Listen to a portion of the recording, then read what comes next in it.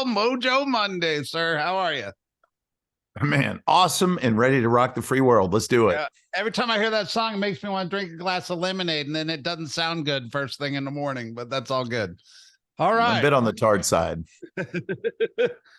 I love our music. I hope it comes across on YouTube or wherever you watch this platform.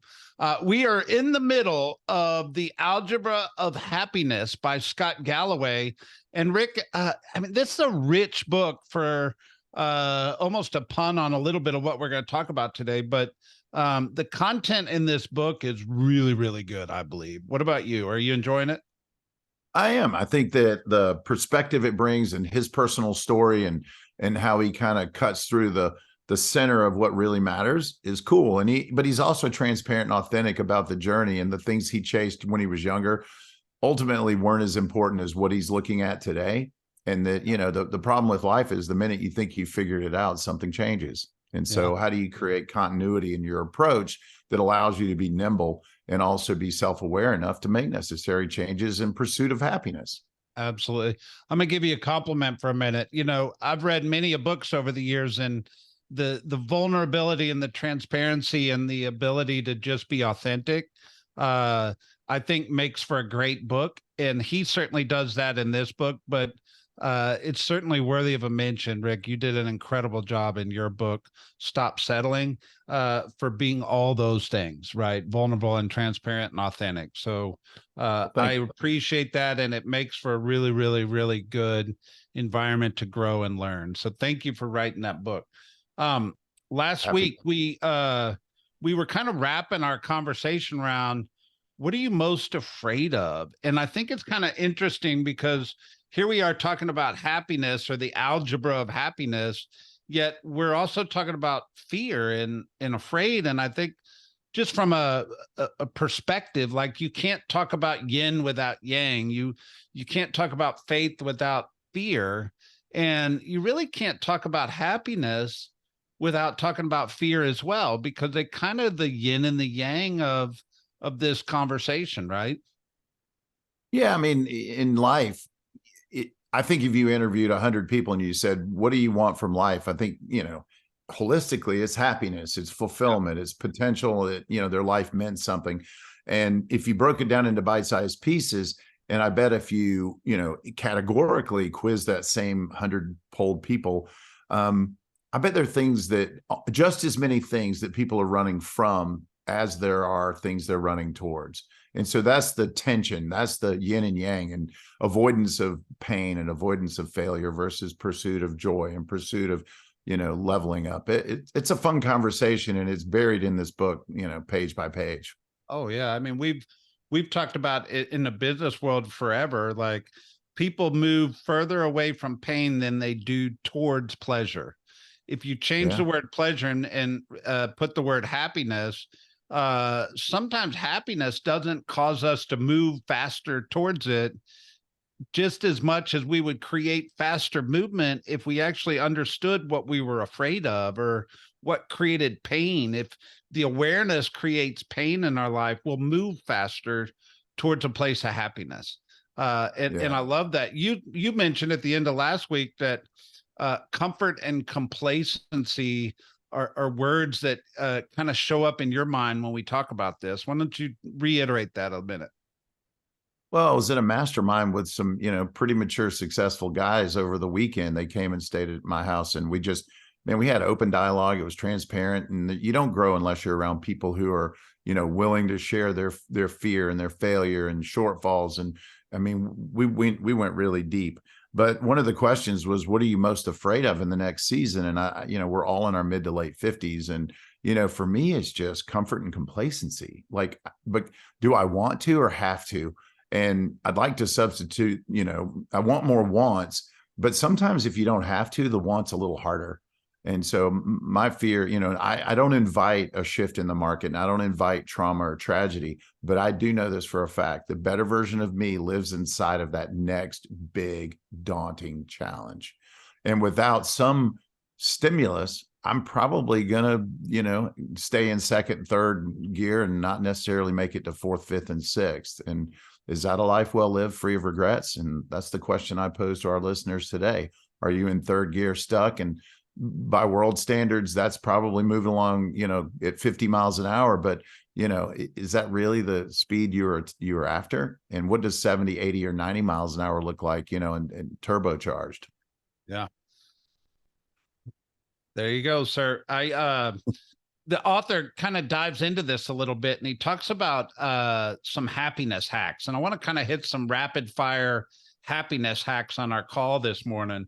The first one is really how he defines rich. And rich people have emotional reactions to the word rich in different ways.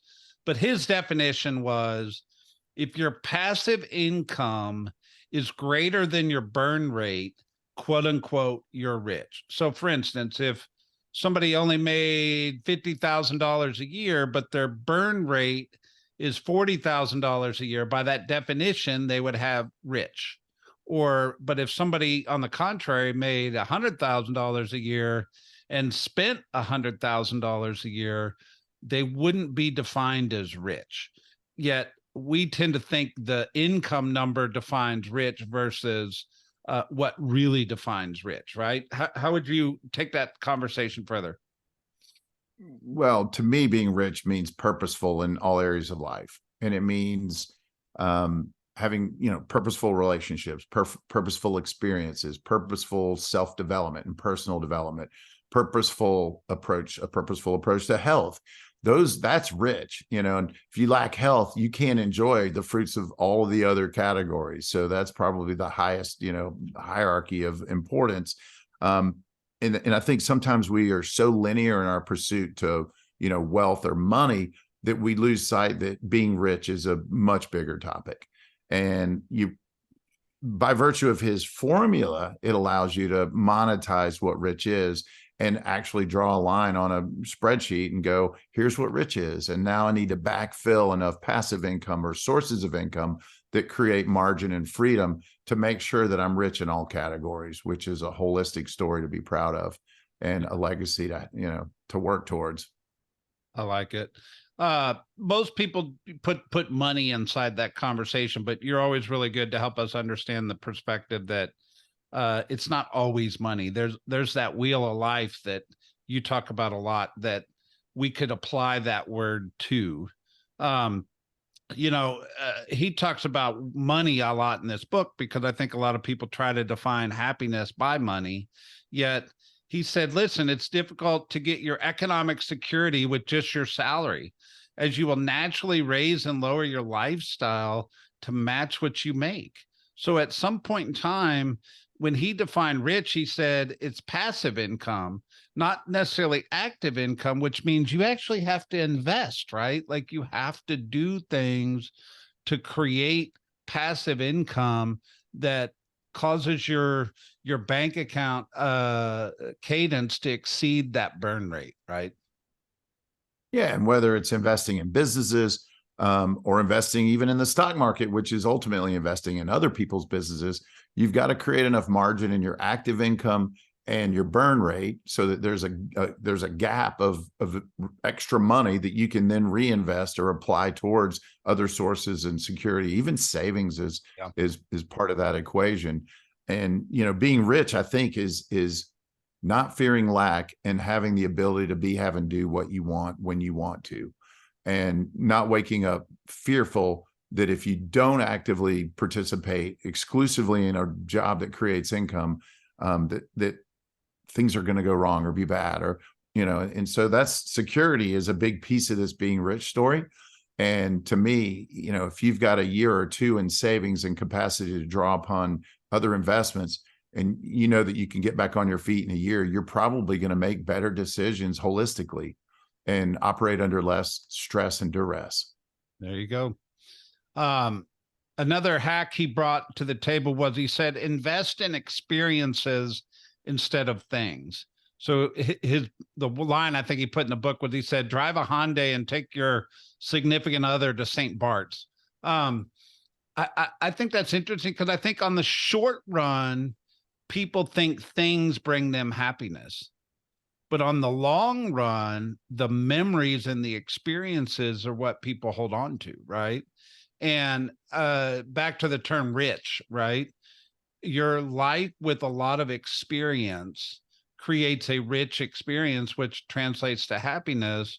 When if you buy a lot of things and then starve yourself of experience, it doesn't always translate to happiness, is his life hack here, or his happiness hack, I should say. What do you think? I think taking a balanced approach to things and experience is probably a normal path most people pursue. And there's no flaw in having things.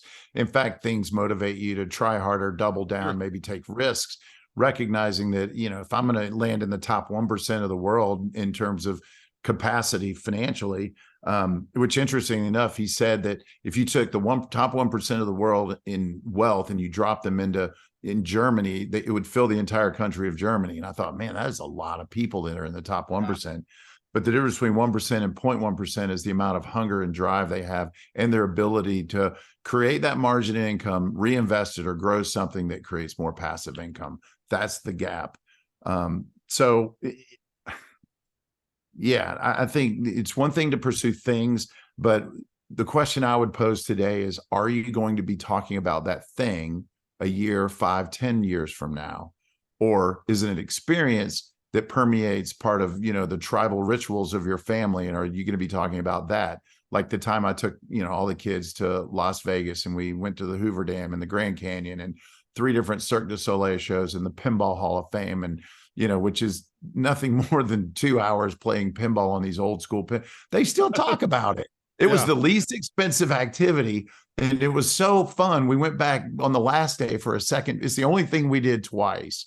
And so experiences don't always have to cost a lot, but they always do lend themselves to stories that are worthy of retelling. And that's a life well lived. So just be aware that pursuit of a singular thing like money, void of the experience, will leave you empty. I mean, I love the saying. I have a friend that once, flies first class, and it's like, either I fly first class or my kids do. And my thought is, not that you want your kids spoiled in first class, but I hope my last check on earth bounces, and Yeah. well, maybe not bounces, but how about break even? So it sounds more socially responsible. Leaving a huge endowment's great, but I think living that life to the fullest extent experientially is even greater. Yeah. The other thing Like, give it away while you're alive. How about that? Give it there you away go. while you're alive to see the benefit. Because in giving it away, you're actually creating experiences most of the time. Yeah. And you're Um, feeding your soul. You're feeding your soul in a different way. yeah. I forget who the speaker was, but somebody was saying, how many summers do you have left with your kids before they leave? Or if your parents are so many years old, how many holidays do you have left with them? Or how many Super Bowls do you get to watch with your father before they pass? Time shrinks perspective and puts focus on it, right?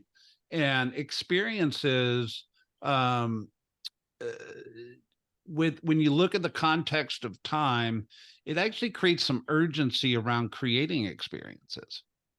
It does. And if you don't plan it, it's that whole fail to plan, your plan will fail.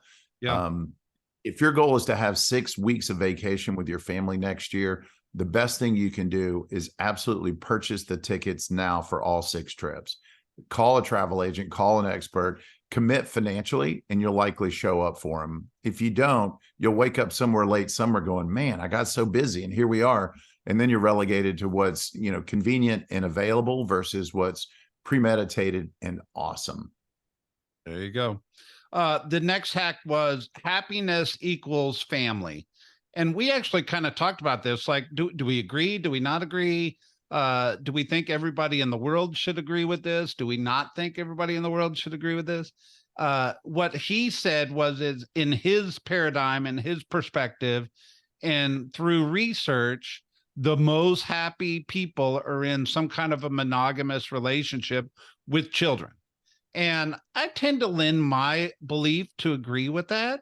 Yet his comment was it answers, or his experience is it helped him answer the question, which we're all trying to answer, is why am I here? And he Right. he found answer to that question in his experience being married with children. Yet, I think a lot of people find their answer to that question other ways, but maybe there's a hack here. Tell me your thoughts. Yeah, I mean, there's just something really cool that when your significant other is your best friend and that you have the goal of growing older together and having this rich, full life full of experiences. There's just again, it comes back to security and predictability Yep. that only a quality relationship can bring. And uncertainty in relationships is a very dysfunctional place to live, in my opinion. And I've had that in a season of life, and don't want to go back. So I think it is vital to have again, if you're the average of the 3 to 5 people around you and your relationships are usually dictated by the people you spend the most time with, I think the highest hierarchy of pursuit should be nurturing those relationships, attracting the right people, keeping the right people, and adding more value than you take, so that it's relational and not transactional. There you go. And then the last one, which, um, I, this one's tough to talk about, to be honest. The There was a Harvard study, and they followed, I think it was 300 late teens for 75 years, and the number one correlation to happiness was less alcohol. Ooh, I know, that is. and I'm obviously, I don't feel like I have a dependency around alcohol, yet I enjoy to drink socially, and I know you do as well. Yet Mhm. they're saying in this study, the people that didn't drink or drank very little found the most happiness. Yeah, and I think there's a few reasons for that. And as I analyze my life, and this, when I read that, by the way, it's been a month and a half since we actually read the book and started the process of this discussion. I've become more aware. And one thing I know is, once you know something, you can't unknow it. Yeah. So if you heard that and you immediately connected the dots to substance, I wouldn't say abuse. That sounds, it may not be that there's an abuse, but is it either hindering or helping you in pursuit of the best version of you? And don't make scale of 1 to 10 on this. Is it hindering or is it helping? And if it's hindering you, do something about it. And for me, it was, I love red wine. I mean, there's no way around it. And, it's a ritual for my wife and I to drink red wine in the evenings, and to crack open a good bottle of Cabernet. That's kind of what we do. And it feels predictably awesome because that's what we do. But then I stopped and took a deep breath. I'm like, is it hindering or helping? Are those empty calories really fueling me up for something greater? Am I sleeping well? I think sleep's the number one. Sleep deprivation may be the number one hindrance to performance in life and feeling good. If you don't feel good, you're not going to perform well. And if you don't perform well, you know what happens next. And I actually wear an Aura ring, OURA, and it tracks your sleep habits and how often you wake up and your heart rate. And there's an undeniable correlation between the quality of my sleep and what I do right before I go to bed, and Yeah. alcohol being the number one detractor from quality sleep. So we're not telling people not to enjoy a nice Cabernet, or, if you're a bourbon drinker, but just be aware, is it helping or hindering? And if it's hindering, maybe a little less often. Yeah. Free of judgment. We love you just where you are, but these are observations that if you really love yourself, you'll take time to analyze. Yeah, absolutely. Uh, we all kind of know there's some truths to life, like calories in, calories out causes us to have a relationship with health, right? Yeah. Sleep has a relationship to health. Hydration has a relationship to health. We all know these universal truths, yet we choose our own experience inside of that. And that doesn't mean somebody doesn't eat a cheat day once a week and has pizza, knowing that's not the best possible food to fuel their Yeah. experience. But I think the concept of what we're trying to talk about here is, what are the hacks that you need to know? And then you navigate inside that wisdom, your best experience to find your happiness. Yeah. And you don't have to wholesale disavow all things that, are perceived fun or add value to an experience, whether it's alcohol or, a fish fry on a Friday night. Again, it's about sustained what is the sustaining energy and how repetitive? And so, I think intermittent is probably smart when it comes to things, that are hindering your best you. There you go. Well, here's the deal. Yeah. We started this conversation with a wrap up of last week, which just said, what are you most afraid of? Right. And today is really about engaging in some wisdom, things that we need to know. And then we get to choose our own experience inside of those wisdom nuggets or those happiness hacks. So, Rick, take us out. Well, the last thing I'll share with you is the power of forgiveness, because we're all carrying energy. And so I felt a little judgmental, to be honest, and diving down that rabbit hole. But I think the best friend that you and I can be for each other is honest role models and accountability partners, and to go, hey, is that helping or hindering? And your opinion matters of me. And who is that person in your world that you can open up to and make sure that you're avoiding blind spots? But I think the heaviest emotional weight you could carry is a challenged relationship or hurt. And one thing he touches on too is being honest with yourself, but also loving yourself, and forgiving yourself for the past and just trying to be one step closer to that better version of yourself. And that forgiveness is king. And when things don't go well, mourn for a brief period of time and then move on. So if you really want to find happiness, spend less time focusing on the things that are wrong and more time focusing on the things that you're working towards that are right. The way forward. Yes, sir. No judgment, just love and course correction. There you go, my friend. Mojo Monday. Mojo Monday. Have an awesome week.